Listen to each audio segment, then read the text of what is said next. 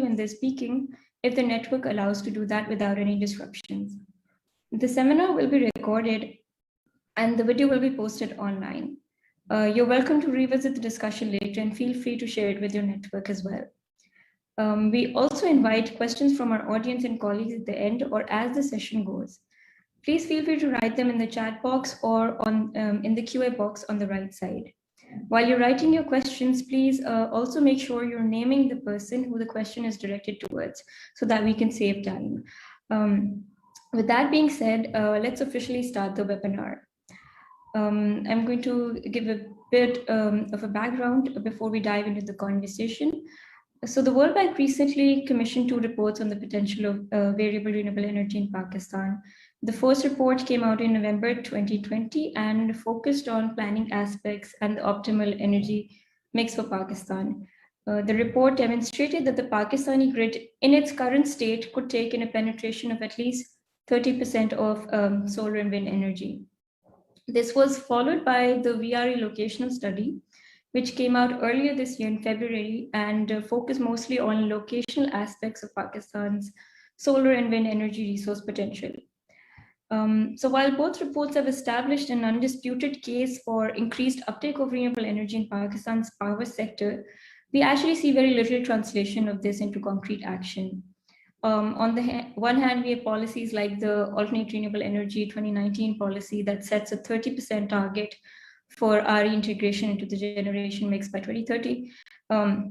Yet at the same time, we have the recent version of the IGCP document that limits implementation of this target to only 10%. So with today's discussion, we're hoping to probe further into this disconnect that exists between power generation policies and planning processes. And at the same time, we're also looking forward to having a conversation about what a way forward from all of this could look like for Pakistan.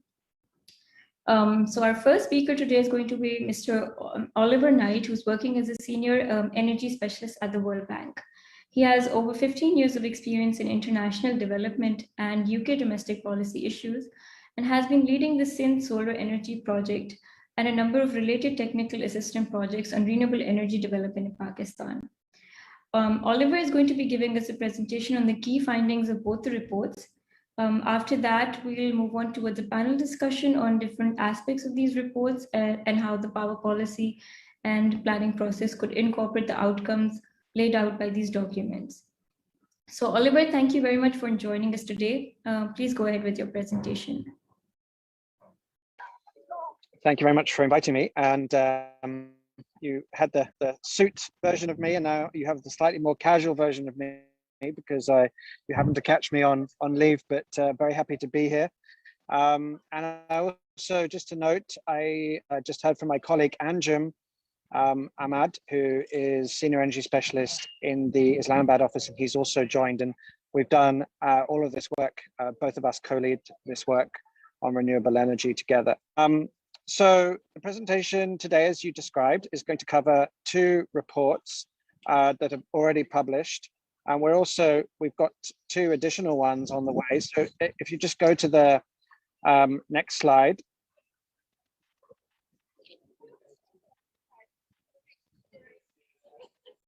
So thank you very much. So the first report, as you just described, was the VRE integration and planning study.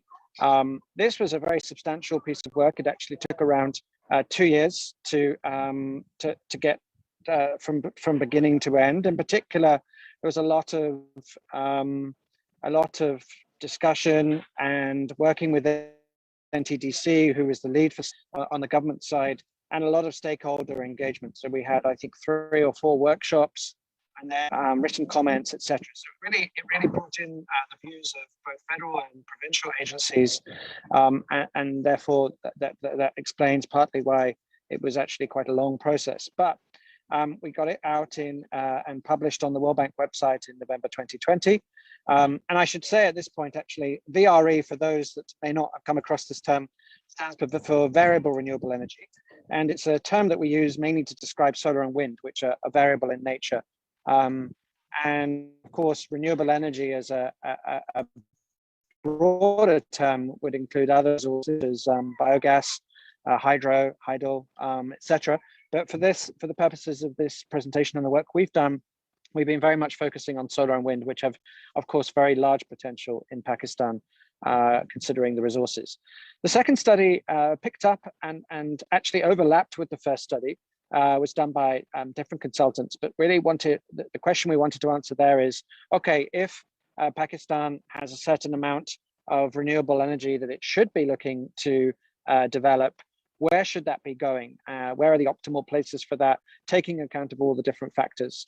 So those two are the ones I'm going to give very, very high level summary of today, because we don't have huge amounts of time, but of course, a lot of detail in both of those two reports. They're very extensive, they have annexes. So if people are looking for a masterclass on the current situation and the modeling that was carried out, it's obviously worth going and reading those reports in full. Just to mention, we're working on 2 additional studies, the Renewable Energy Competitive Bidding Study. This has actually been, the lead for this has been Alternative Energy Development Board, AEDB, and we're just finalizing that as we speak, and it's going through a final review phase right now. So we hope that will come out soon. And that is really to help the government operationalize or think through the options for operationalizing competitive bidding in Pakistan. And then the final study that we mentioned the most recently is a study on distributed energy solutions, really to scope out all the different possibilities for distributed energy, that's solar, rooftop solar, looking at battery storage, looking at energy efficiency, retrofits, solar tube wells, mini grids, these kinds of technologies.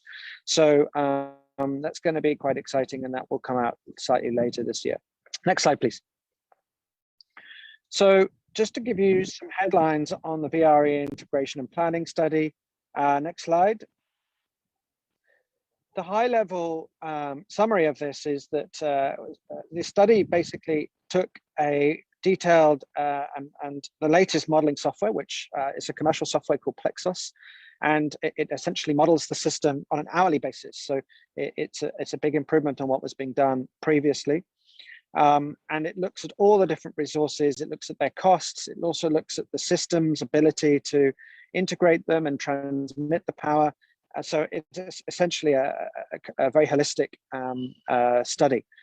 modeling software. So we put all the data into that, and the data was provided by NTDC, and in fact, they have ended up utilizing this same software for the IGCE. And so you can essentially see this as a precursor to work they've been doing more recently. Now, bearing in mind, of course, that the situation since the work we carried out has changed a bit. And of course, there's been a pandemic that was hit us after the modeling work was completed. And so there have been quite substantial reductions in the expected demand, increase in demand over up to 2030. So that does need to be taken into account. So just bear that in mind when you look at these results, but still one would obviously expect the system to come back from that for demand growth to continue. And so therefore we really, we feel that the results are quite robust. So the key headline here is that the high share of VRE is optimal for the Pakistan power sector. And according to the modeling, that the optimal share would be around 30% by 2030. And if you add that to the hydropower, that's how you get to the government stated target for 6% renewable energy. So when you combine the VRE with hydro, adding that would also be competitive. It would save money, and it would be the least cost expansion. In fact, if you go out, that actually would keep going. So you would even end up with higher shares than 30%, ideally by 2030 and certainly beyond that. That implies adding a quite substantial amount of VRE every year. Now, of course, maybe in the short run, that result may have changed, but certainly one needs to be adding quite substantial amounts up to 2030. Next slide, please. So the second finding we have here is that adding VRE leads to lower system costs and other benefits for the Pakistan power sector. So a lot of people in the past, I think, have assumed that when you add solar and wind, because you've got the variability, you actually increase the cost of the system of having to manage those. Now, I guess under a price structure where VRE, solar and wind were relatively expensive compared to other sources of power, and you've got this additional integration cost, then of course you could see that there would be limits to how much you'd want to put on. But solar and wind, the assumption now is that solar and wind is essentially the least cost form of generation. It's essentially cheaper than any other resource, and we certainly expect that to be the case once competitive bidding is brought in. And you should be able to see the kind of prices you see in India and in the Middle East and other places. And so with that in mind, the system costs do not outweigh those cost benefits. And this holds true even in a low demand environment. So we actually, when we were carrying out the study, and I don't think we had a pandemic in mind, but we certainly anticipated that there could be lower demand growth than the central case in the model.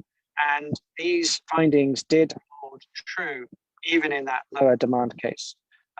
So I think that's important to recognize from where we are today. Next slide, please. The third finding, and I think this is probably pretty intuitive, and certainly I think, recognizing some of the recent events in Pakistan on supply and difficulties getting hold of supply sometimes, and that's certainly been the case looking over a longish period of time when you're talking about fossil fuels, particularly imported fossil fuels. VRE will allow for more diversified and domestic energy mix. And I think it's important to recognize that there are two different points there. One is you get diversification just by having 30% from two additional sources of power. So you would have a large amount of hydro, you then have a large amount of solar, and you have a large amount of wind. That gives you diversity. But also, these are domestic resources. So you're not reliant on imports, you're not reliant on the ports being opened or geopolitical events being in one's favor. And of course, there's a mitigation on price risk as well. No one, in the long run, no one knows what's going to happen to the price of imported gas, for example, whereas for renewable energy, the price is fixed at the point at which the project is bid out. So these are very critical things to bear in mind. And the other thing here is that the other finding, the third bullet point here, is that VRE and hydropower actually complement each other very, very well. If you look across World Bank client countries, it's those countries that have large hydropower potential where they can really make the most of VRE, because the hydro can be operated slightly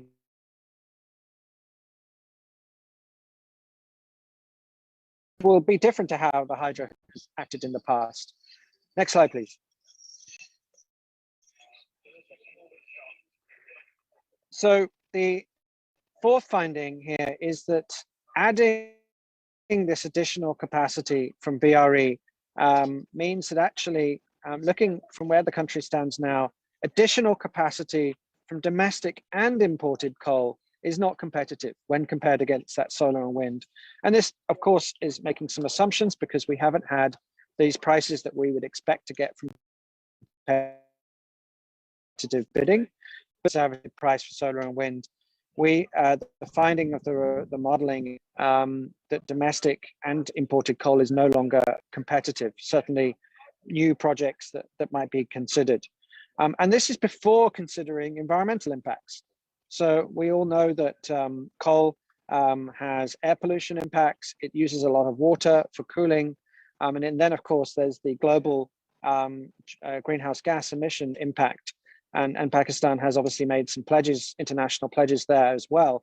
But even just looking at some of the local acts, they could be quite significant, particularly in a water scarce parts of the country.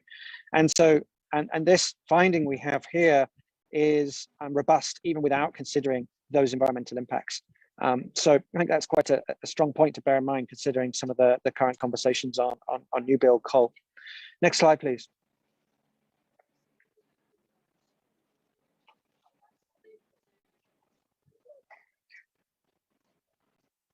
All right, next slide. Great, thank you. This is the final one on this report, which is that to get there, to do this VRE expansion, there need to be quite significant investments in the grid infrastructure and in improved operations. This is actually something one would want to do regardless. So these are actually investments that Pakistan, the power sector would benefit from anyway, such as introduction of SCADA 3, better forecasting of solar and wind, and these just general upgrades to the grid infrastructure. The World Bank actually, Anjem is a co-lead on a project the World Bank has with NTDC for these kinds of upgrades to the existing transmission network, and more of that will very likely be needed going out into the future. You're just going to have to continue to strengthen the network and also expand the network. And then, of course, there are these operational considerations. And right now, the situation with solar and wind is that there really is very limited forecasting. And so the grid operator, MPCC, actually quite struggles with how to predict and manage the wind in particular that is coming onto the system, because they don't have any foresight as to when that might drop off or when it might come back on. So this is something that is a relatively easy and cheap and quick win, and it's something that we believe needs to happen soon. So next slide, we're moving on to the locational study. Next slide, please. Just a quick introduction to how this was carried out. So there were two steps, well, several steps a bit. The first one here is we started with a very physical multi-criteria analysis. So essentially, this takes in lots of different maps of Pakistan, looking at firstly the wind resource, the solar resource, population centers, topography, national protected areas, road network, etc., to try and eliminate areas of the country where you would not want to build solar or wind. So of course you don't want to do wind where there's no wind resource. You don't want to do solar where you've got very steep slopes or mountains, and you ideally also want to be close to existing transmission network. You want to be close to a road. You want to be away from population centers. So these are all the considerations, just to kind of narrow down a very large territory, of course, but it's a very large country, but to try and focus it down onto parts of the country where it would be optimal to build solar and wind. Next slide. This second step then was to look at the actual grid, the existing grid network, and look at where those substations are and what the congestion is, or what the supply situation is, substation by substation. And this is actually something that is a bit harder to do. One needs real data from the transmission operator. Again, this study was done very closely with NTDC, so it was provided. But the point here is to, particularly for solar, is to try and find bits of the grid, in particular remote, far-flung substations that actually would benefit from solar. This is not a situation necessarily where adding renewable energy needs to stress the system. Actually, putting solar on a remote substation or near a remote substation that's underutilized actually helps to balance and improve voltage levels. It helps to generate more power out where it's actually being used. And solar, of course, as we know, is generated in the daytime. So this can actually be, this is where one starts. This is like the low-hanging fruit. And so this was one of the inputs into this study. Next slide, please.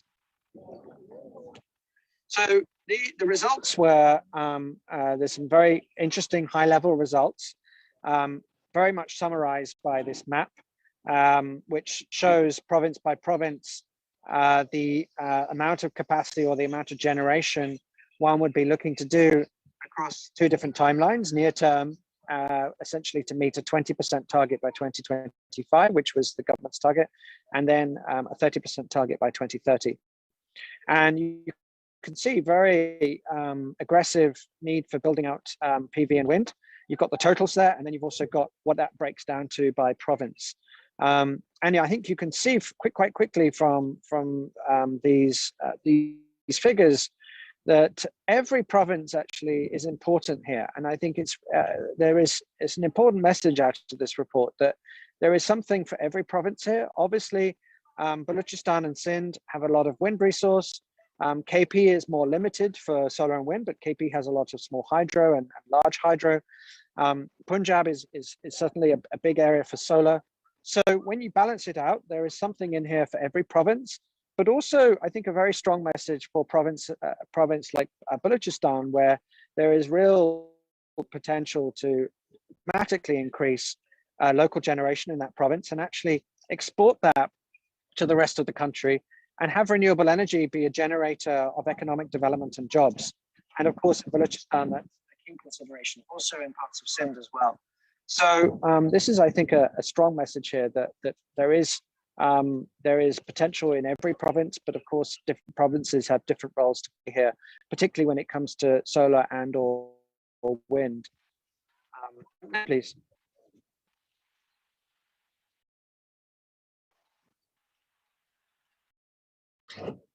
So this is the last slide here, but the main findings.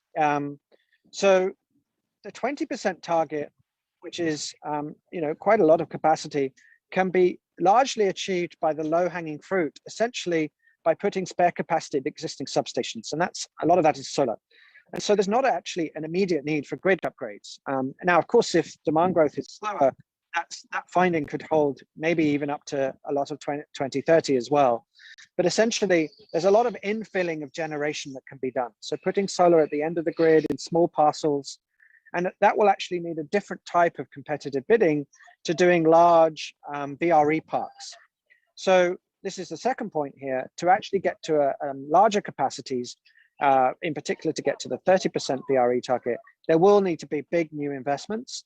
In particular, we believe there'll need to be a high voltage DC transmission line to Balochistan, probably covering around 1,000 kilometers, to open up 6+ gigawatts of solar and wind in Balochistan.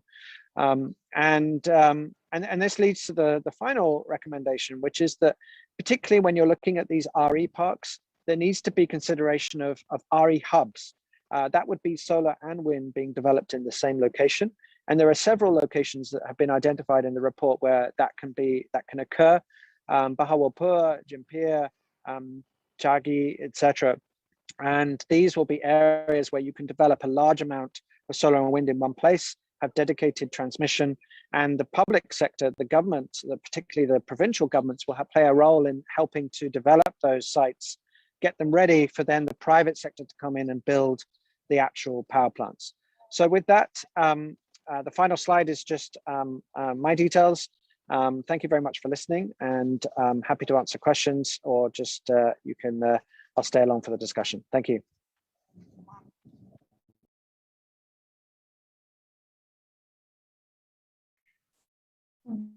Thank you very much for your presentation, Oliver. I think it was a great overview of the two reports, and you've demonstrated quite well why we need to have a higher integration of renewable energy, not just from an economic perspective, but also from an energy security perspective. So thank you for that. And we're also very keen to have the distributed generation study and the auction study come out by the World Bank. We're really looking forward to those as well.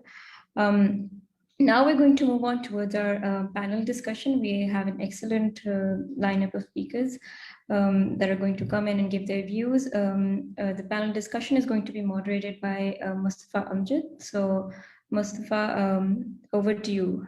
Thank you. Thank you so much, Ania.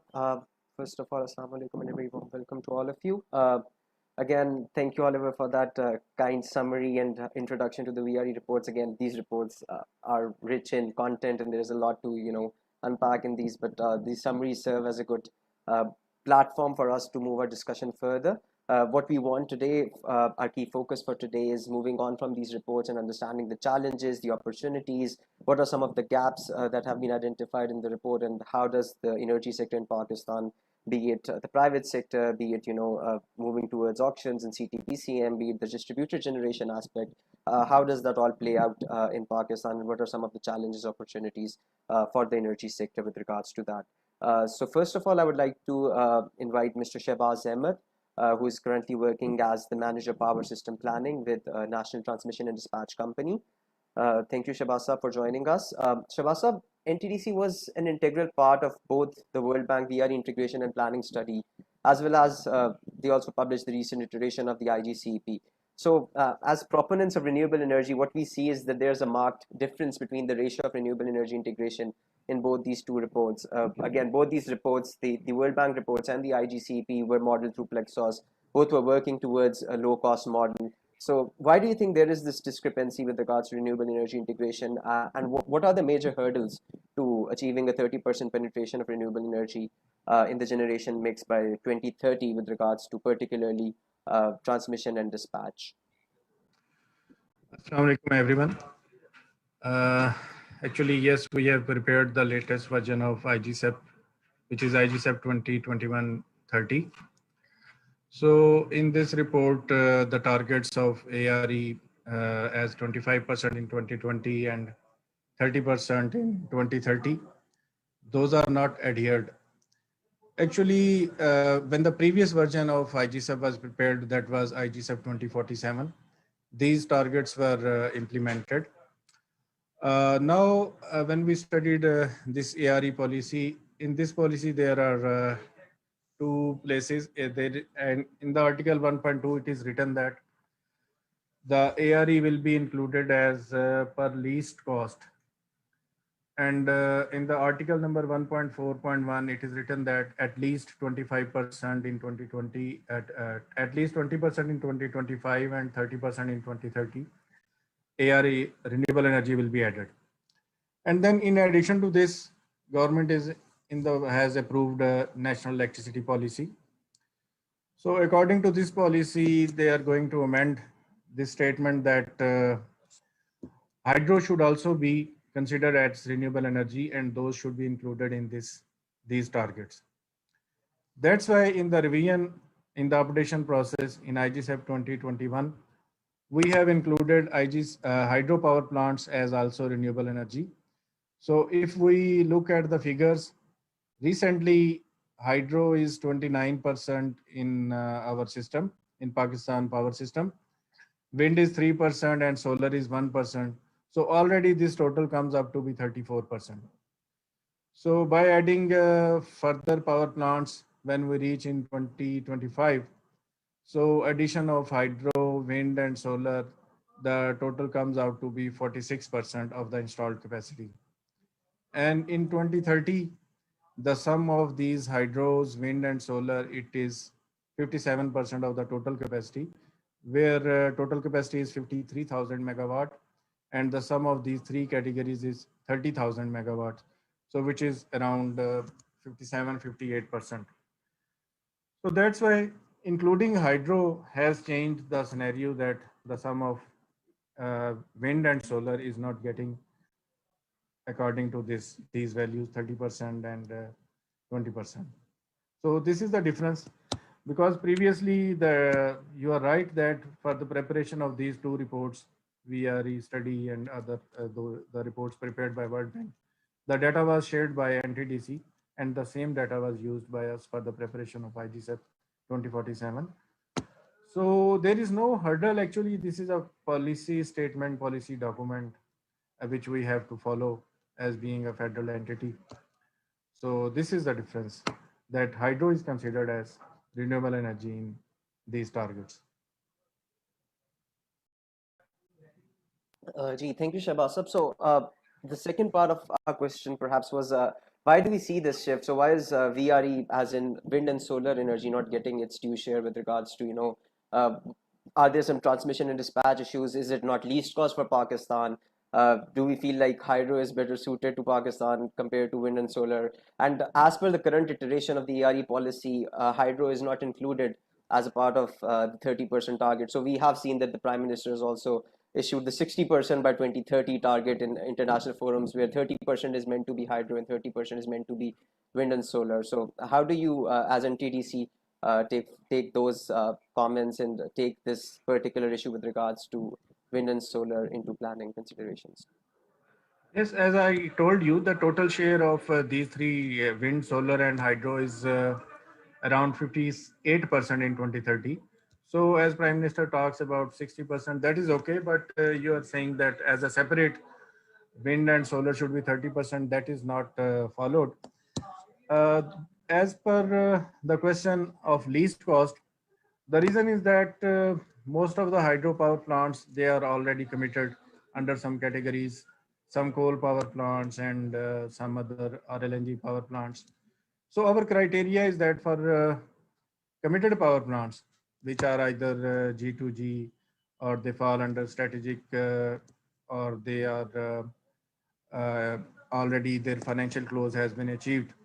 So such projects, actually, they don't go through optimization process. and they are commissioned as per their CODs. So the remaining portion, which has to be fed by the other candidate power plants, that is in competition. So here the cushion for the candidate power plants was very much limited, because demand is already decreased due to COVID, and committed power plants were too much that the candidate power plants could not be selected at a higher side. So wind and solar power plants, according to IGSEP 2021, these are added as around 4,000 megawatt, which is due to the displacement of some expensive thermal power plants. So we can say that due to the bigger volume of committed power plants, it could not be selected as per least cost criteria. Thank you. Thank you, Shahbaz sir. Please, if you could stay around for the Q&A session, we do have a few questions, but those will be again entertained at the end. So we'd like to move on to our next speaker, next panelist. We are joined by Mr. Amin Lakhani. Mr. Amin Lakhani was the director of clean energy projects on the USAID-funded Sustainable Energy for Pakistan project. Being the team lead on this project, he supported Alternative Energy Development Board (AEDB) to achieve the financial closing of 12 wind and 4 solar power projects totaling 860 megawatts, thereby mobilizing an investment of over $922 million in Pakistan. He was also the team lead for SCP, Tetra Tech, as well as local and foreign advisory firms, which prepared Pakistan's first competitive procurement framework for renewable energy in cooperation with AEDB. So thank you very much, Lakhani sir, for joining us today. We do understand that it's very early in the United States for you, so thank you for taking out the time for this. Lakhani sir, if you could, again, you wanted to provide a critique of the latest version of the IGCEP. So what we want from your end is, how do you think, what are some recommendations and suggestions on how we can probably improve this IGCEP document? And also please comment on why it doesn't really meet the VRE targets set forth by the VRE 2019 policy, and perhaps some suggestions for future iterations on how this can be achieved in Pakistan. Thank you, sir. Well, thank you very much, Mustafa, and I'll do my best. I think, and thank you to the Renewable Energy Coalition for giving me an opportunity to share my thoughts. And assalamu alaikum, ladies and gentlemen. At CEP, I had the pleasure of reviewing and commenting on IGCEP 2020 last year in my capacity as Director Clean Energy. Now I'm commenting on IGCEP 2021 as an independent observer of the Pakistan power sector. I will make 4 suggestions. I actually had 5, but because of the timing constraints, I put it down to 4. If there's more time, then we can perhaps talk about them. I'll make 4 suggestions to improve the document, but would like to begin with an overarching observation on the report. And I believe my remarks will also answer the question posed by the moderator. I think it'll be covered. The IGCEP 2021 report did not provide a single scenario based on an unconstrained optimization of a least cost generation plan. However, in IGCEP 2020, 12 scenarios were presented, including 2 scenarios that could be considered as unconstrained. In IGCEP 2021, 82% of the capacity was designated as committed projects. And as a result, only 12% of the capacity was available for least cost optimization. This may be the reason why the projections of the plan could not meet the ARE 2019 policy targets of 20% by 2025 and 30% by 2030. My fundamental criticism is, or critique is, that it is very difficult to have an informed discussion on the path forward without the comparison of the proposed base case with numerous relevant scenarios, including the unconstrained options. So that in a way partly answers some of the questions you had. Before I present my suggestions, I would like to state that I sincerely appreciate the efforts made by NTDC and in producing IGCEP 2020 and now 2021. NTDC mentioned in their report that, and I actually had the page number, but I don't have it right. There is no room bigger than the room for improvement. These are exact quotes. It is in that spirit that I propose the following suggestions for improving IGCEP 2021. My first recommendation is, please revise the definition of committed projects in the private sector to projects that have achieved financial closing. The current standard of giving projects with an LOS in category 1 and projects with a tariff determination in category 2 is very loose. There is no assurance that a project with an LOS or a tariff determination will achieve financial closing in the near term. For example, 15 bagasse projects with a total capacity of 491 megawatts with LOSs were included as committed projects in 2021, 2020, and perhaps even 2019.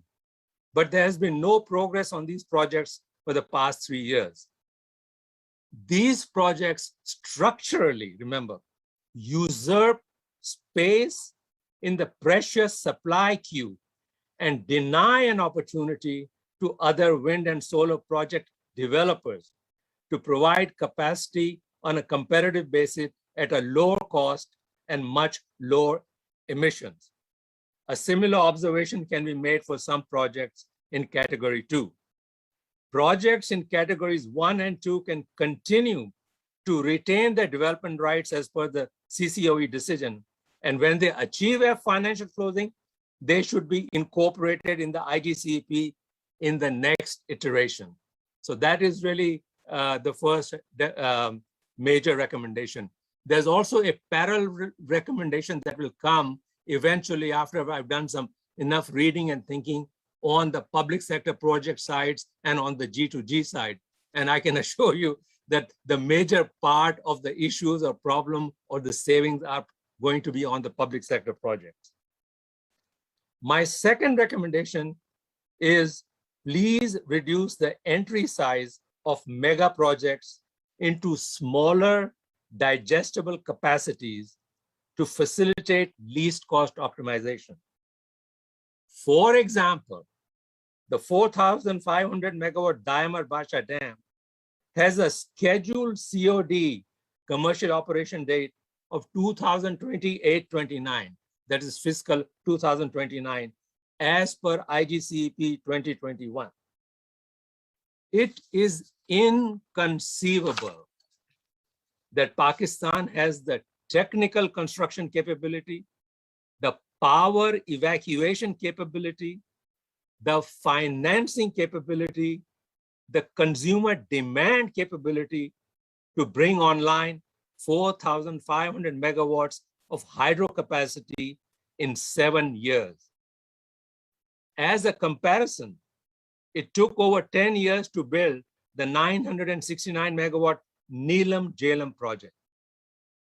Why do we accept such unachievable assumptions, or why do we input such unachievable assumptions in the analysis and put our future planning at risk? Super mega projects in Pakistan and even overseas are not built overnight. They are built in stages. Tarbela Dam, which was started over three decades ago, is now on its 5th expansion. For example, Diamar Basha with 4,500 megawatts consists of 12 units of 375 megawatts each. If it is offered as 6 separate candidate packages of 750 megawatts on an unconstrained basis, it is likely to be incorporated into the system at the most optimal time and least cost, say over a 20 or 30-year period. Therefore, it is recommended that mega projects, regardless of fuels or technology, be offered in relatively smaller, investable, digestible blocks. Another thing to mention, which I will expand on in a later article or something, is that you have to make sure when you put this, do the budgeting for the hydropower projects, that the cost related, not related to the power generation portion, like flood control or irrigation or some kind of a storage, is not lumped into the costs of power generation. Because when you do that, you make the levelized cost of electricity very high, and then the Plexo system is unable to pick that up. And then we complain, wo project usme wo, it did not come in this whole optimization process. My third recommendation is to use the RLNG price as the fuel cost for all natural gas-fired plants, whether existing, committed, or candidate projects for optimization purposes. This will be quite, knock on wood, but revolutionary and new to some of you. Domestic gas in Pakistan is priced at different amounts depending on when and where it was discovered. And it is significantly lower than the price of imported RLNG, which is indexed to crude oil prices. However, since Pakistan is now both a major gas producer and RLNG importer, any increase or decrease in consumption results in an increase or decrease in RLNG imports. In other words, regardless of the actual lower administered price, remember the word administered price for domestic gas, the international RLNG price is the true replacement cost of all gas consumed in Pakistan and should be used for system optimization calculations. The use of the true shadow price will further squeeze out inefficient gas generation plants in the merit order and make room for more cost-effective alternatives like wind, solar, storage, hydro, and high-efficiency combined cycle units. My fourth recommendation is to use market-based Capex cost reduction rates for wind and solar equipment. The Capex cost for wind and solar equipment are declining rapidly and will continue to do so, particularly for solar equipment.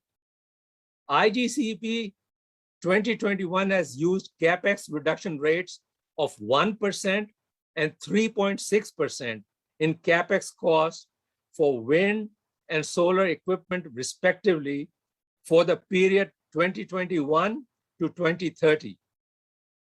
I believe those estimates are highly conservative.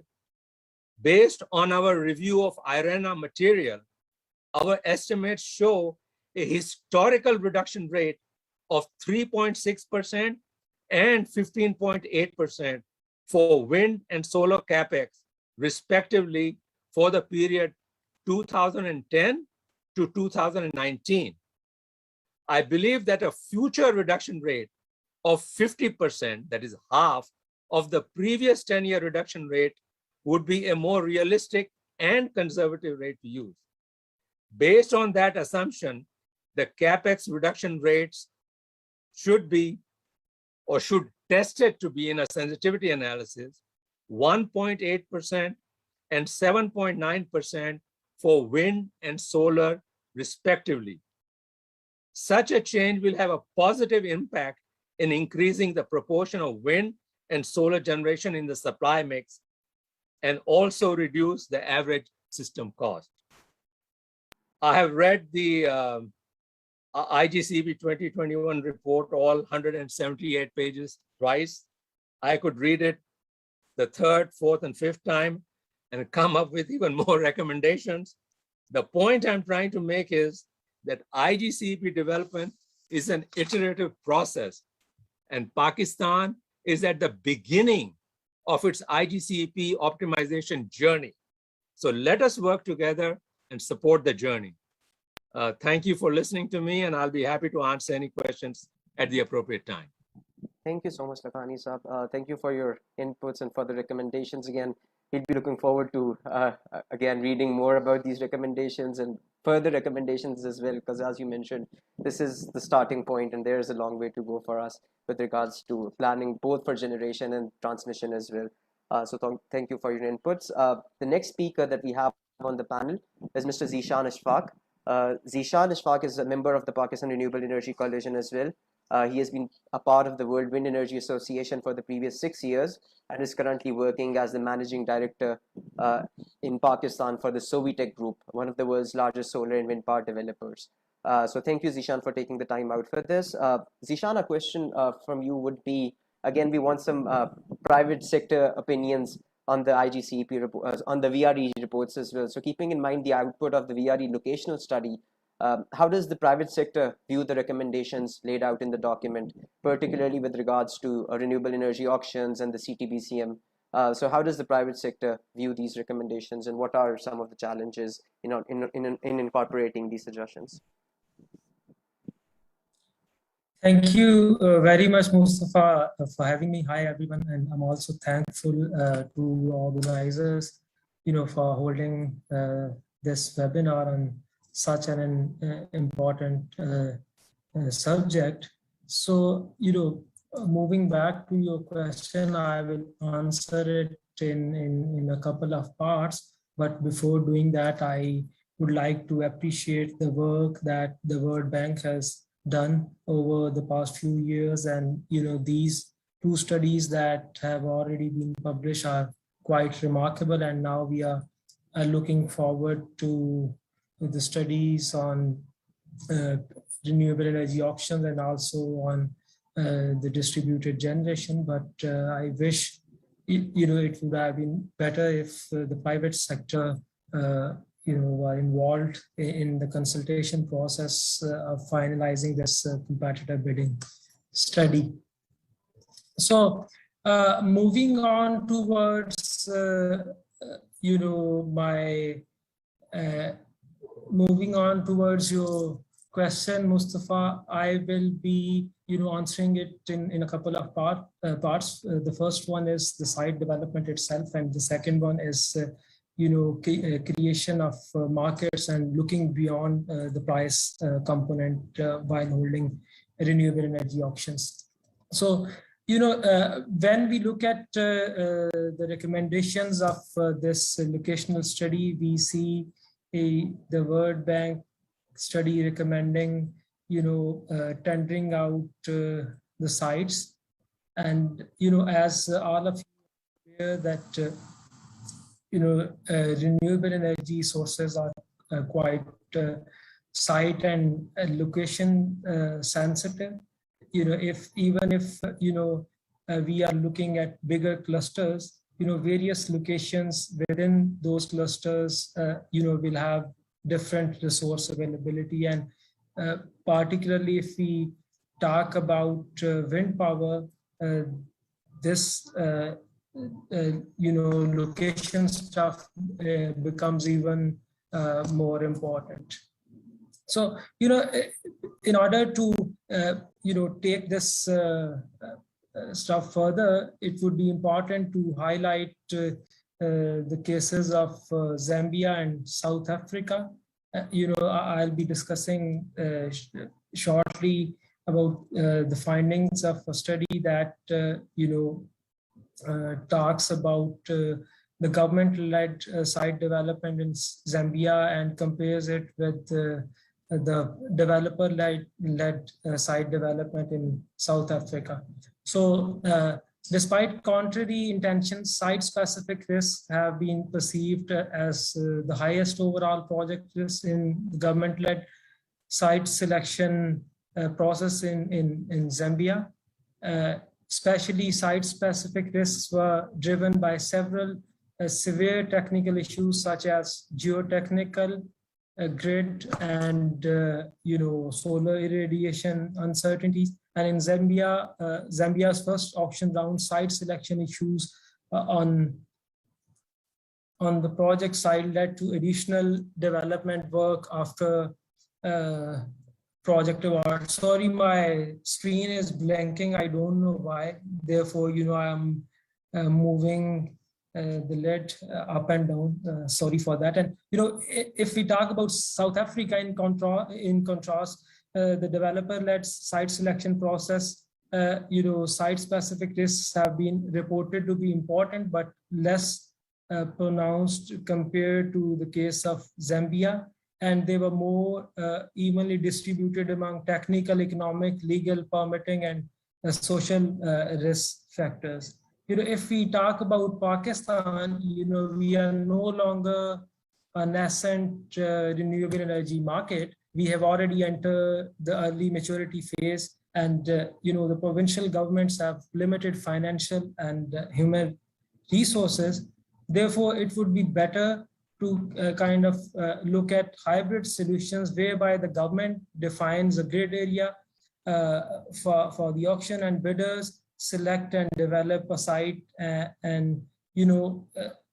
I believe that this could be a better option. And since auctions can be costly, it is important to mobilize the capital from the private sector. And certain pre-qualification requirements can be announced, which will actually deter speculative bidding. And these pre-qualification requirements can include preliminary grid access, environmental permitting and impact assessments, land use rights, and certain other financial qualification.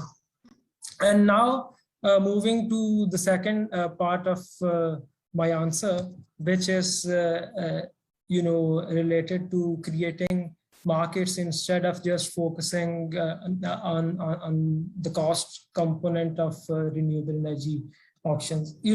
It is important because in Pakistan, renewable energy sources are already the most competitive source of new power generation in the country. And we must look beyond the price component. Of course, the price should remain the main determinant in awarding renewable energy projects in the upcoming auction, but we must focus on socio-economic development, foreign investment, local value creation, industrialization, and more importantly, diversity of actors and locations. And in my opinion, instead of following the auction design of some Middle Eastern countries, it would be better to look at some Latin American markets where various auction designs were followed, but there was one commonality that was the creation of markets and maximizing diversity of actors in the auctions process. And if we look at the auctions in those markets, of the total renewable energy projects that were awarded in 6 Latin American countries between 2015 to June 2019, and these countries are Brazil, Mexico, Chile, Argentina, Peru, and Jamaica. We see that vast majority of the projects awarded were less than 40 megawatt in size. And of the total projects, around 537 projects were of less than 40 megawatt size, and 99 projects were of of a size between 40 to 100 megawatt, and only 29 projects were in the range of 100 to 160 megawatt, and even lesser 22 projects were with more than 160 megawatt size. It is important to mention here that smaller project sizes and diversity of market participants did not mean that the prices didn't go down in those renewable energy markets. In the case of Brazil, the prices declined by around the average awarded tariff decrease was around 55% from 2015 to 2019. And in the case of Chile, in just 2 years from 2015 to 2017, the reduction was around 59%. In Mexico, in 2 years, the reduction was 27%. And in Argentina, it was around 22%.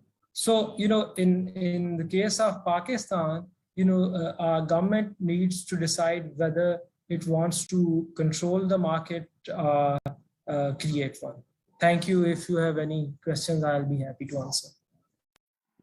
Thank you so much, Zeeshan. Again, I would request all the panelists to please keep their intervention, limit their intervention to 7 minutes.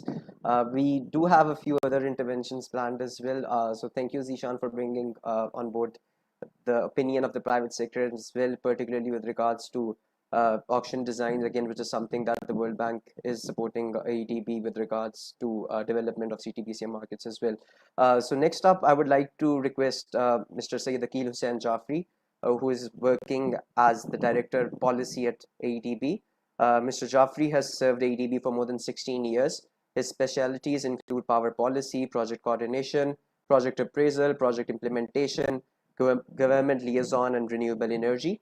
So thank you for joining us today, Mr. Jaffrey. Jaffrey Saab, the question that we have for you is, when it comes to variable renewable energy, we see a lot of institutional barriers to its uptake. Private investors feel that solar and wind energy projects are being discriminated unfairly when they're made to participate in competitive bidding, while other forms of energy are being awarded tariffs on cost-plus basis. Even the RFP document that was supposed to initiate the bidding process is facing delays. What are AEDB's views on addressing these concerns, and how will AEDB facilitate the 104 Category 3 projects that have been impacted by these delays? Thank you, Mustafa. Thank you for inviting me to this webinar.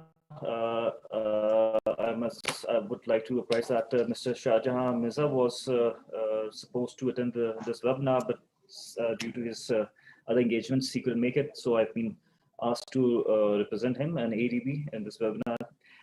Well, as your question relates to the future prospects and especially the fate of the 104 projects in Category 3. As mentioned earlier by the speakers, that government has a new policy in place which sets a target of 20% by 25 and 30% by 35. But at the same time, the policy, which unfortunately or fortunately is a very watertight policy, that also states that all the developments will be based on the outputs of IGCEP. And unfortunately, we've been waiting for the finalization and of the IGCEP and its approval by NEPRA. Only then we would be able to implement the policy in its true spirit, because there is a whole structure laid down in the policy, which starts from the IGCEP being approved by NEPRA. And then the steering committee has to make the procurement plan of VRE, which will be a mix of projects on bidding plus projects on new technologies, which will be on cost plus mode. So the policy itself allows cost plus mode for some new technologies, but for the mature technologies like in wind and solar, it is primarily going to be the bidding process. You mentioned in your comment that some of the projects have concerns that other technology, there's a discrimination being done since other technologies, especially the conventional power projects, are being allowed on cost plus, whereas renewables have been linked with the IGCEP outputs and on bidding basis. That is truly not the case, because speaking on behalf of PPIB, I can say that in the last 4 years, PPIB has not initiated any new project on cost plus mode. And both of the organizations, because PPIB is dealing with the conventional projects and we are dealing with the renewable projects. We have the directions from the government that, now onwards we are going to move in a planned manner, and IGCEP is the master plan that everybody has to follow. Although, as some of the panels mentioned, that there are concerns that IGCEP takes into account a lot of committed projects, and there is a discussion going on that what should be the definition of committed projects, whether it be projects that have already achieved financial close, or the projects who have been issued the LOS. Some milestone has to be set, and accordingly those projects have to be dealt. But apart from the committed projects, the IGCEP will take into account new procurements on the basis of least cost. And for sure, wind and solar, as Oliver also mentioned, wind and solar are the most cheapest options we have at the moment.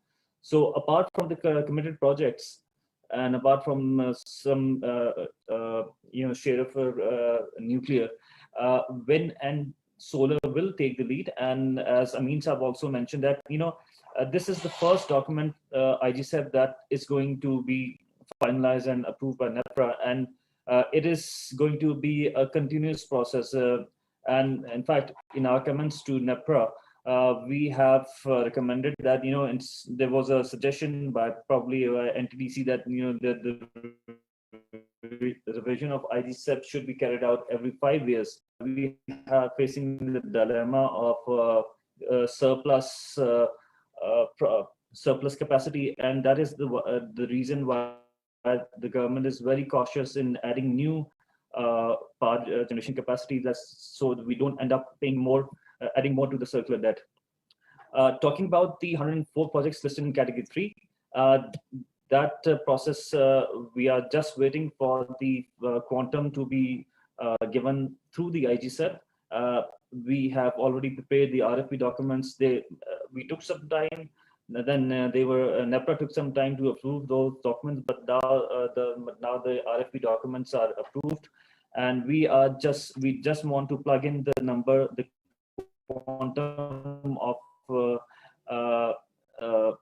megawatts for which we have to carry out the competitive bidding, and we'll be ready with the competitive bidding process for these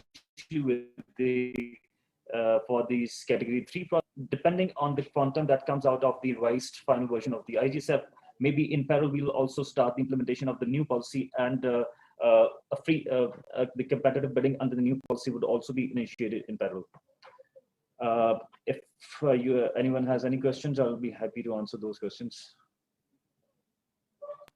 Thank you so much, Jafri Sahab, for your intervention, and again, thank you for bringing forward the opinion of AEDP with regards to these questions as well. Because again, we've been asked a lot of times what will become of those 104 category 3 projects, and why are these delays in Pakistan happening, and what if the IGCEP document, if the current version is approved, we won't be seeing any wind for at least not a lot of growth till 2030. So will we have to wait once all the projects that are mentioned as compulsory to go through, will they first go through, and then we'll wait for competitive bidding to start somewhere around the later part of the decade? So these are some concerns that are being raised by a lot of private developers, and we are also faced with these questions that require some answers from the government institutions as well.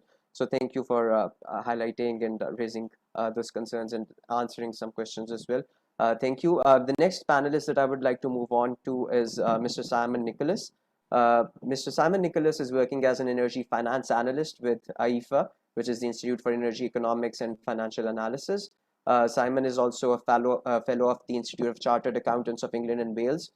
He joined AIFA in July 2016 after 16 years of experience within the finance industry at ABN AMRO, Macquarie Group, and Commonwealth Bank of Australia in both Sydney and London. Thank you, Simon, for joining us today. So Simon, again, I know that you frequently write about the Pakistani energy market, and you also have a keen understanding of the energy market in Pakistan as well. Some of the attributes often assigned to the renewable energy in Pakistan is that it's unreliable, it's inflexible, and these are some of the biggest hurdles to a higher penetration for solar and wind energy in the country. I know you're from Australia, and South Australia seems to have resolved both of these issues, as we saw that almost 60% of the state's power consumption in 2020 came from solar and wind. So could you please tell how this happened? What are some of the lessons that Pakistan could take from this? What should be the way forward for Pakistan for greater RE integration? And what are your comments about the unreliability and inflexibility of RE? Yeah, sure. Thank you very much. And thanks for having me on this webinar. So I would sort of start off immediately by saying that renewable energy is not inflexible or unreliable. And South Australia represents a very good case study of this. There's a number of lessons to be learned from South Australia's renewable energy leadership, and I'll try and cover a few of those. We won't have time to go into all of them. I think the first one worth noting is just how fast the transition to renewables can happen once targets are set and appropriate policies are put in place and then left in place without any fiddling around or tinkering or changing them. So back in 2006, which wasn't that long ago, all of South Australia's power generation came from fossil fuels. And then the South Australian state government introduced an initial target of 26% renewable energy generation by 2020. So not renewable energy capacity, but actual generation. And that was perceived to be a very ambitious target at the time. However, South Australia has completely blown past that target. The target was 26%. Actually, last year in 2020, they reached 60% renewable generation, which shows just how fast things can change once the ball is rolling. Another key lesson that South Australia has demonstrated is that the concept of baseload power is now completely outdated. So South Australia no longer has any coal-fired power. The last coal-fired power generation was phased out in 2016. And the state has clearly demonstrated that the historical concept of coal baseload is not required for a reliable power system. And that's a key point. Coal-fired power is also an inflexible power source. It's probably been significantly easier for South Australia to integrate high levels of wind and solar without it. And we're also seeing baseload gas-fired power is now being progressively shut down as more wind and solar come online in South Australia. Gas peaking plants remain in South Australia, but they're on course to be replaced by batteries and pumped hydro storage in the coming years. So today, the South Australian grid is dominated by wind and solar, particularly wind, but solar is catching up fast. And that's backed up increasingly by battery storage, some peaking gas-fired power plants, as I noted, and also an increasing interstate grid connectivity, which I'll touch on further in a moment. Worth noting, there is no large hydropower stations in South Australia. So I know that Oliver at the World Bank noted that hydro is potentially very helpful in Pakistan for supporting higher levels of renewable energy penetration, but that was not an option for South Australia, but it has not impacted reliability. Rooftop solar, it's worth noting it has been a key part of South Australia's success.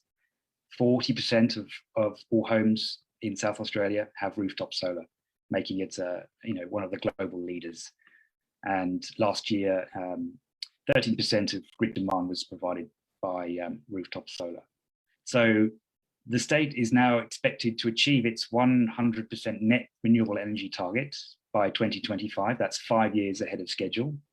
The schedule calls for that target to be met by 2030. It's expected they'll achieve that significantly sooner.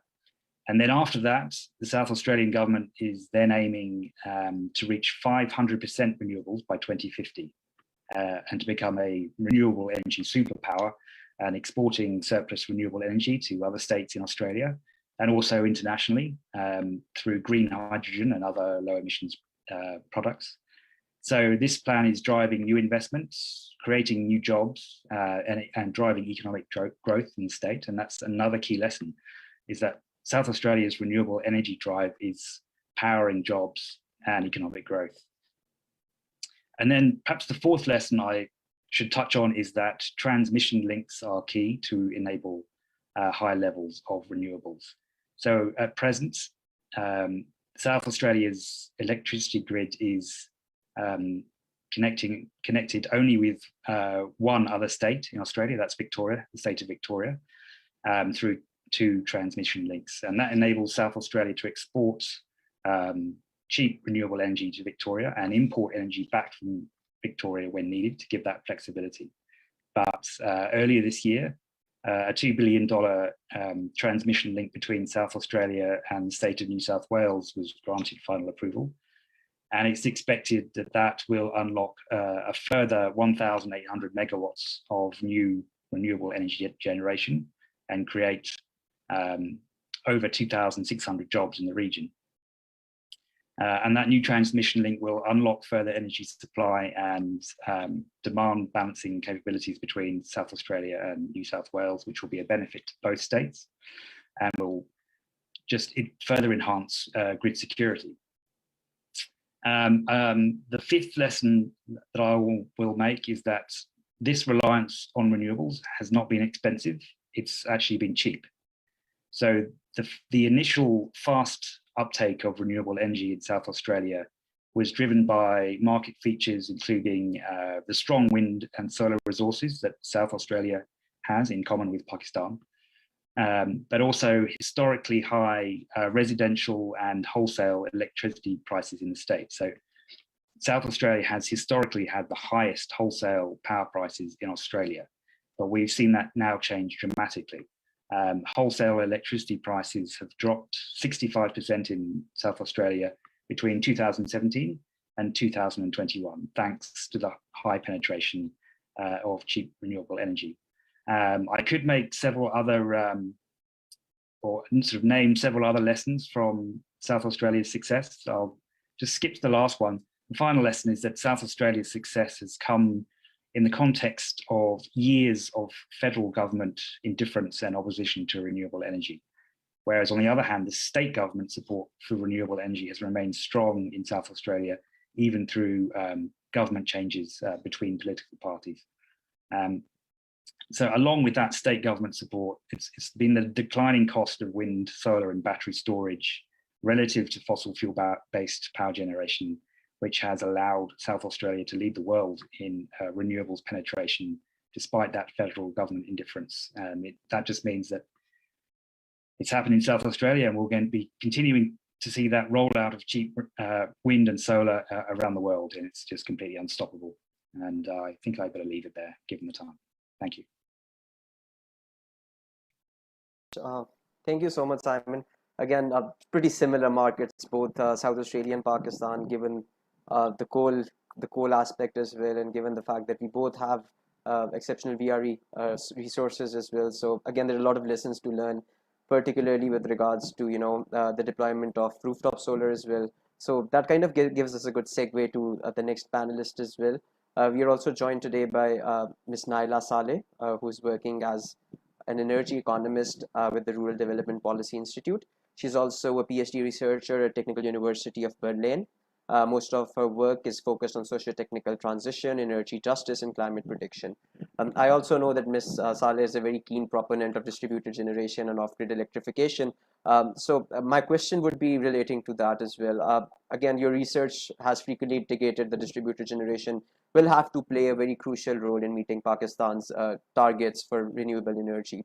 So what kind of institutional challenges and changes are required to accelerate distributed generation growth in Pakistan, and how do you see distributed generation playing out in the future, particularly with regards to grid planning as well? So over to you. Well, thank you so much, Mustafa. I also have some internet connection issues, so I hope you will tell me if my voice is breaking so that I could change my connection. Well, you see, I have prepared 3 slides. Could I share my presentation? Sure, if you want to share your screen. Okay, sure. I will be quick with it.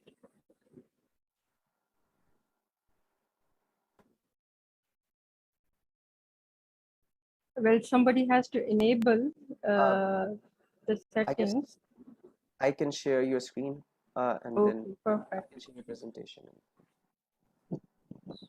So just to begin, I would say that within the VRE transition debate, which is a very broad area, disruptive technologies and decentralized energy solutions often do not receive the attention that they deserve. And for a country like Pakistan, bottom-up energy transition offers a very fertile space for leapfrogging solar and wind, yet it remains an overlooked discourse in our planning initiatives. So just to put some context, Pakistan is the fourth largest excess deficit country, and a large section of population has not yet been served. And then we have the aligned problem of underserved regions, where in the zones, we call it high non-compliant regions or high loss feeders, where the technical or non-technical efficiencies are quite high. Despite surplus energy, people are still facing more than 16 hours of load shedding on daily basis. But as I earlier mentioned, that there is no central level attention toward distributed generation. What we are presently witnessing is a very uneven geographic uptake of distributed generation. And if you look at this map, this shows the distributed generation uptake till December 2020 across the utilities. And then I have also tried to map out the transmission and distribution losses, both technical and non-technical, in each utility. So currently, three utilities, ISCO, LESCO, and KEL, they are driving the distributed generation growth. More than 85% of PG is concentrated in these three utilities. And those utilities where the distribution losses are quite high and which make a very compatible case for DG solar, they have barely embraced it. For instance, if you look at KESCO, the technical losses are 23.6%, and the non-technical losses, that is the bill payment that are received by KESCO, are only 24.4%. So if you could, Mustafa, if you could move the next slide.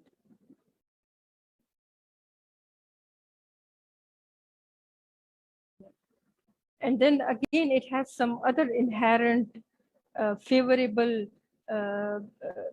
characteristics which align with the case situation of Pakistan. For instance, our peak hours, electricity consumption peak hours, range from 2 p.m. to 7 p.m. This is exactly when the solar would be generating significant amount of output and will be reducing the load on the network while saving potential money, displacing the need for peaking generators. Again, we have extensively studied this area, and interestingly, what we have explored in our study, that 44% of the DG systems are presently supported by battery backups, because people are installing these systems due to load shedding. So centralized batteries are quite expensive at this stage, and Pakistan can harness the benefits of distributed storages and have some additional flexibility in the system. And one important point, presently, the two major financial sustainability challenges facing the power sector of Pakistan are the ballooning capacity charges and the distribution losses. And both these problems could be effectively addressed if DG is promoted or diffused. If you are consuming energy near your generation port, this automatically reduces the distribution losses. So for high loss feeders in Pakistan, this builds a very potential case. But if you look at IGSEP, if you could move to the next slide.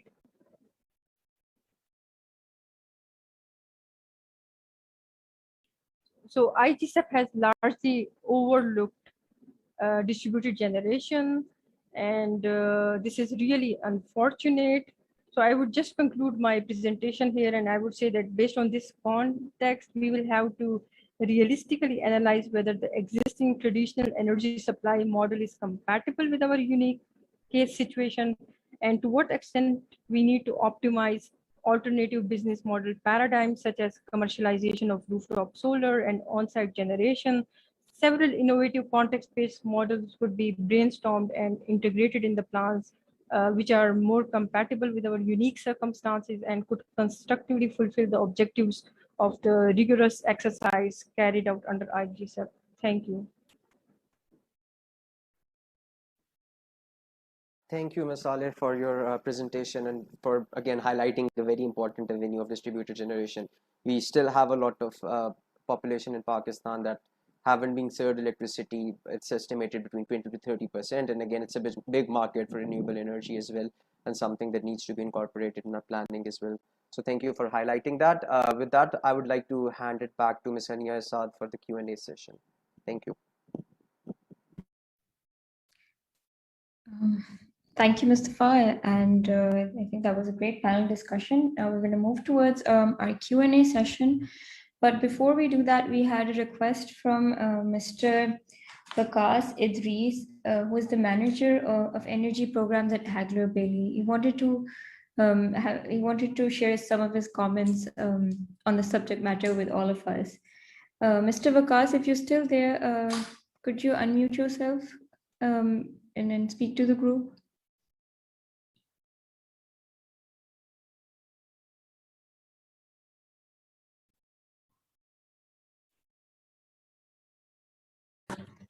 Ms. Anya, can you please tell the name again? Vikas Idris. So he is in the attendees list. I am allowing him to talk. Okay, thank you. Mr. Vikas, you can speak up now. Hello, everyone. Can you all hear me? Yes, we can hear you.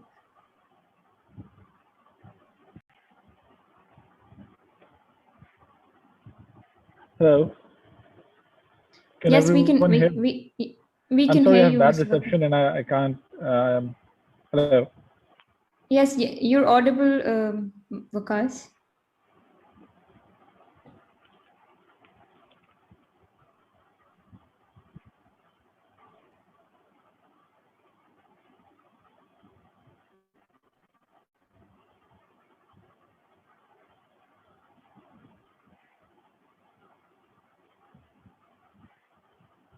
Okay. Thank you so very much, Hania, and thank you so very much, everyone, for giving me an opportunity to speak. First of all, this was a great discussion, and it was great getting back into the game, going over all the good things that World Bank has doing, what that NTDC has done. It's great to reconnect with old colleagues like Amin Lakhani, Zeeshan, Akil Jafri. What I just like to build on what everyone else has said by highlighting one key point that I believe goes without, doesn't get highlighted enough. And that is, and I'm just going to limit myself to 2 to 3 minutes because everything else was covered, is the key thing, which is to bring all of the organizations on the same platform for all the policies to work, for everything to actually connect and jive together. As Tosif Farooqi, the chairman of NIPRA, says, this musical harmony that he keeps talking about. So it's really good to define policies. It's really good to set targets. But at the end of the day, if projects are getting curtailed, for example, if projects get left out from achieving financial closing for numerous other reasons, be it the definition of what committed is or isn't. For example, NTDC just mentioned about the 60% target and how it's repurposing the definition of RE and what the percentage is. I believe the government institutions should all work together in coming up with that ideal scenario to define that limit, after which the step of actually executing the policy or that number, it begins. So these kind of webinars the SDPI has organized in the past. For the next one, I would recommend that CPPAG, NEPRA, PPIB, AEDB, and TDC, they all come together so that it can be a fruitful discussion. And that was just my 2 cents on this. Thank you so much.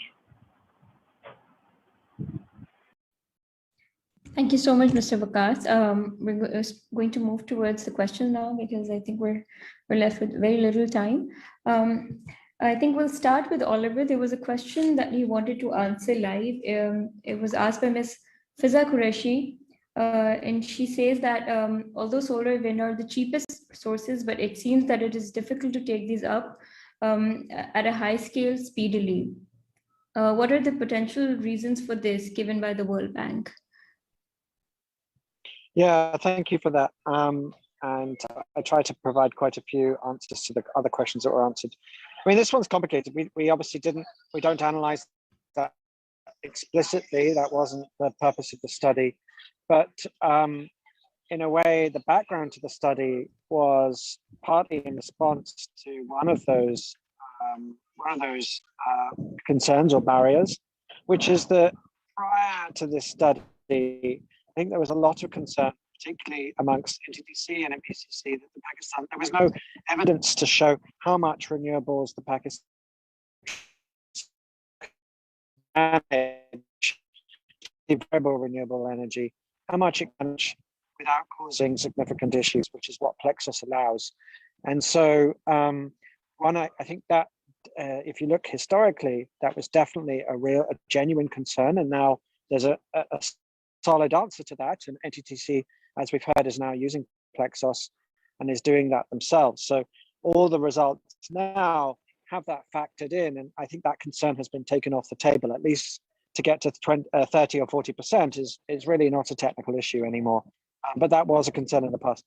The other concern, I would say, up to relatively recently, is that renewable energy in Pakistan, of course, because it started slowly and internationally also, costs have been falling over time. But up to relatively recently, it was not the least cost form of generation. In fact, some of the early projects are relatively high costs. And of course, not a criticism of those projects. It's just that is the route you have to go to when you bring a new technology to a new market. And so I think until relatively recently, there wasn't that enthusiasm amongst those that are looking at planning, those such as CPPA, who are having to pay for that power. There wasn't that appreciation that this actually bring down the basket cost of power. That has changed. I think people now see that with competitive bidding and with the international costs that are now available, that there would be very competitive prices that would come through. But that's a recent development. So I think those two things are important to reflect upon as to where we are, why we are where we are now.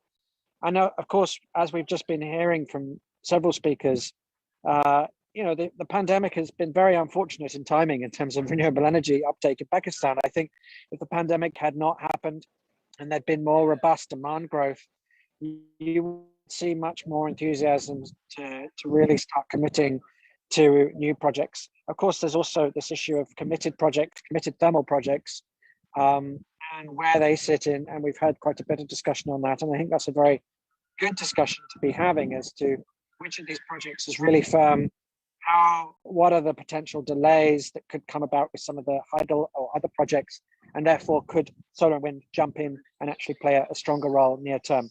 Anyway, those are just some thoughts from me, but there are quite a few issues there and maybe some others that I haven't mentioned. Thank you. Thank you, Oliver. Our next questions are going to be for Mr. Akhil Jafri. The first one is by Mr. Mushtaq, who wants to know about the forum where the decision to consider hydro as renewable energy was taken. And he also wants to know about the legality of this decision. Mr. Akhil, would you be able to comment on this? We have received the decision that came probably from the Cabinet Committee on Energy to include hydro in the consider including the hydro in the scope of the ARE policy. But that would certainly require the amendment in the ARE policy, and it's any amendment in the ARE policy has to be approved by the CCI. So it'll take some time, and in which form it is included, because probably it will not just be inclusion of hydro within the policy, but maybe some revisions in the targets as well. So the work has been initiated, but it will take some time, and the appropriate forum for this approval is going to be CCI.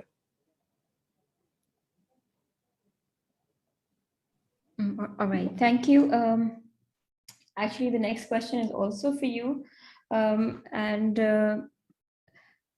There's an attendee wants to know what the government is doing to achieve the 30% renewable energy target set by the ARE policy for solar and wind. Could you, shed some light on that? The targets set in the policy are for all on-grid power generation. As I mentioned earlier, that IGCEP outputs will form the basis of all new capacity procurements. And the IGCEP, even the policy talks about that the IGCEP outputs have to be on the basis of least cost. So yes, the policy does say that we want to achieve the target of 20% and 30%, but that depends on how much demand we have and what least cost options we have. At the moment, we are pretty much sure that wind and solar are the least cost options, but there can be other ARE technologies, maybe waste to energy, maybe in the future CSP, those can be added. So we cannot, regarding the implementation of the policy,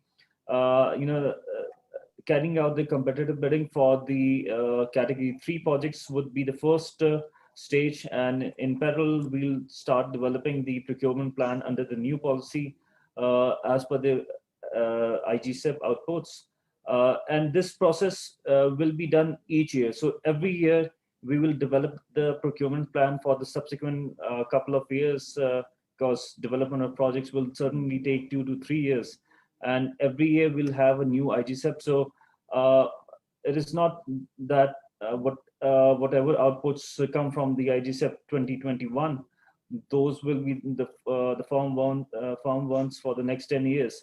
We are pretty much hopeful that even the revision being done at the moment will create more room for renewables, and maybe 30% is the minimum target. We might be able to have more capacity in the future.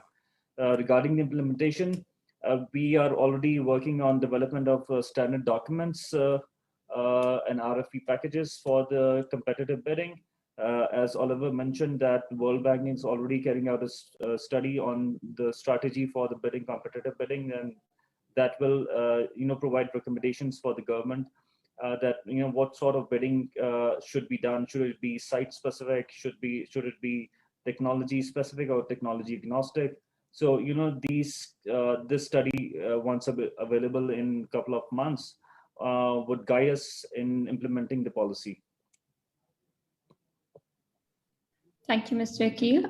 The next question is directed towards Simon. An attendee wants to know how virtual PPAs are for solar working in Australia. Yeah, I mean, it's a fairly general question. I'll try and give a fairly general answer. I mean, to start off with, we have an electricity market, a wholesale electricity market here in Australia. So solar and wind developers don't necessarily need to sign a PPA. They can take their chances on a merchant basis in the market. Recently, we've seen very low wholesale power prices in the market, driven by the increase in renewable energy, not just in South Australia, but across the countries, which is why developers would still be very keen, increasingly keen to sign a PPA. At the same time, the power utilities, the retailers who were required to sign a certain amount of renewable energy PPAs or develop their own renewable energy projects to meet the national renewable energy target. Those PPAs we've seen dropping off now that initial renewable energy target has been met, and the current government, the federal government, has decided not to put a more ambitious target in place. So where we've seen development of PPAs in Australia more recently has been in the corporate PPA market. So businesses and universities and local governments are keen to show that they are approaching or reaching 100% renewable energy, and that's where the PPA market has sort of swung to in Australia recently. Yeah, so I think I'll just leave that there. All right. Thank you so much, Simon. I think with that, we're going to end our question and answer session. We have a hand raised in the audience. Could somebody allow Mr. Zain Maulvi to speak up? Could you unmute them? Yes, thank you. Thank you.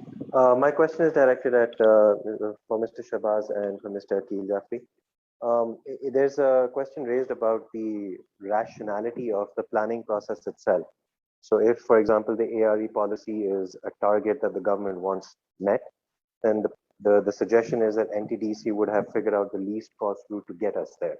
In other words, the least cost route to figure out how we can achieve 20% and 30% respectively, 2025 and 2030. On the other hand, there's also the suggestion that irrespective of what the ARE policy is, the remit of NTDC is specifically to target what the least cost option would be in an entirely unconstrained fashion, after which projects get designated committed or preferred based on CCIE approvals or other political interventions.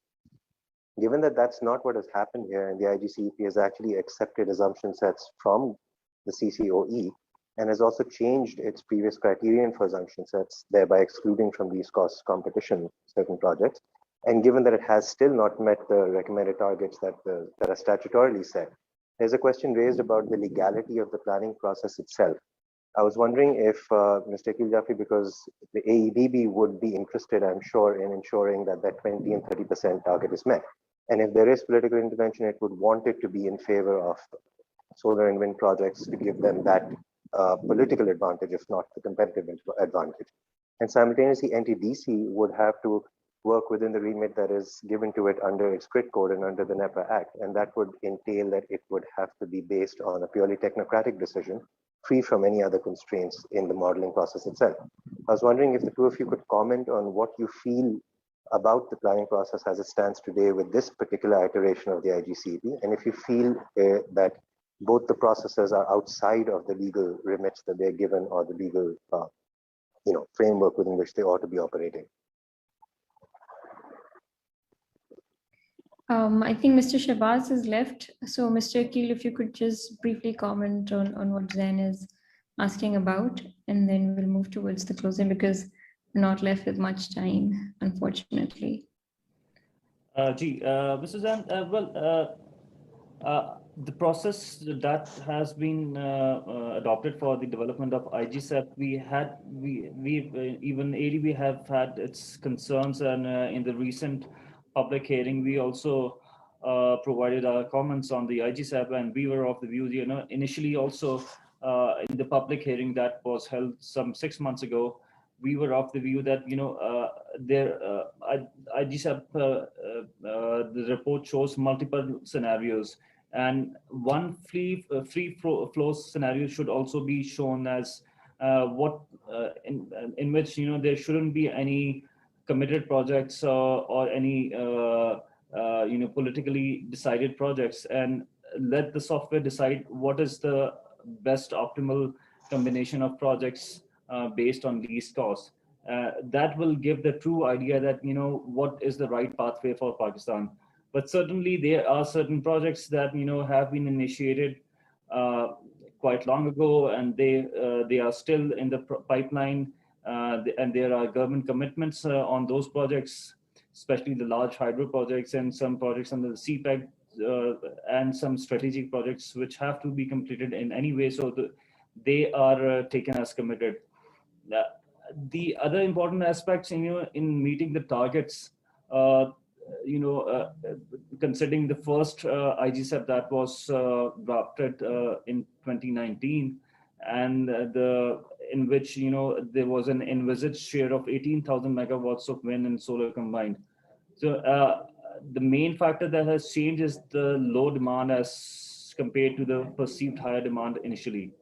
So these factors will keep on changing with now we are in a scenario. 2 years ago we were, especially 1 year ago, the government was there were at different forums we were saying that we are in a surplus mode, and probably this will linger on for a couple of years. But now that stance is changing, and probably we see that maybe this year, maximum until next year, we'll have surplus. Afterwards, we'll be in demand of new capacity addition.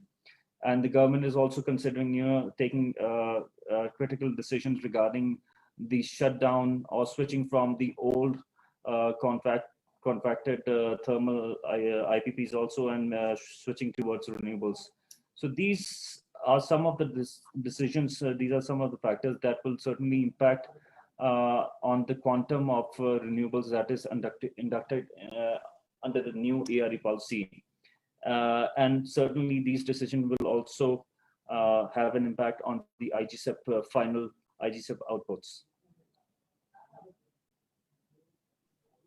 Thank you so much, Mr. Akil, and thank you everyone for attending this webinar. I'm now going to hand over to Dr. Hina for some brief closing remarks. Thank you, Hania. So I'm Hina, Research Fellow at STPI. First of all, I would like to give my special thanks to all the panelists and all the speakers, all the audience who have joined us today for this important seminar on the World Bank VRE study. And thanks to Oliver and Simon, who have participated in this webinar all the way from different continents, and we're having different time zones as well. So really appreciate your commitment towards supporting the renewable energy uptake in Pakistan. And with this, I would like to also pay my special thanks to the Renewable Energy Coalition members who have worked effortlessly who have worked really hard to make this webinar happen. And thanks to Mustafa and Hania for moderating the session with really good insights. Some of the key takeaways that we could identify from the results of the report, and of course the discussion that we have had with the relevant stakeholders, is the main challenge and the main financial and the policy barriers that we need to offset would be the utmost important at this point for this renewable energy transition goals for Pakistan. And it's mostly to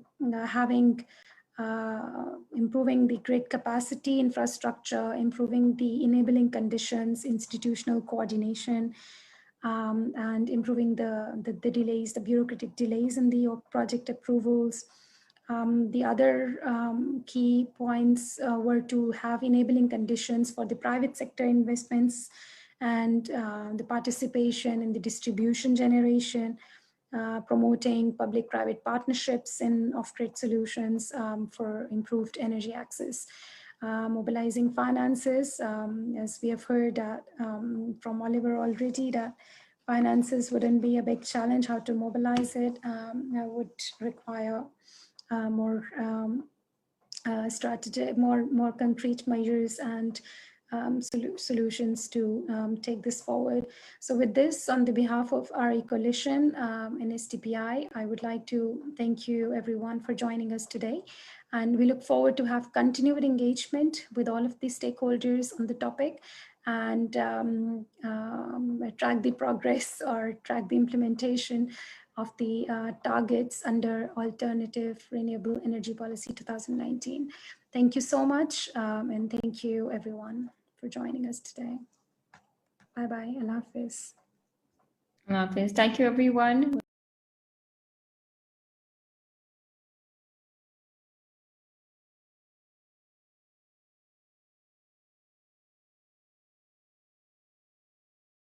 Bismillahirrahmanirrahim. Assalamu alaikum.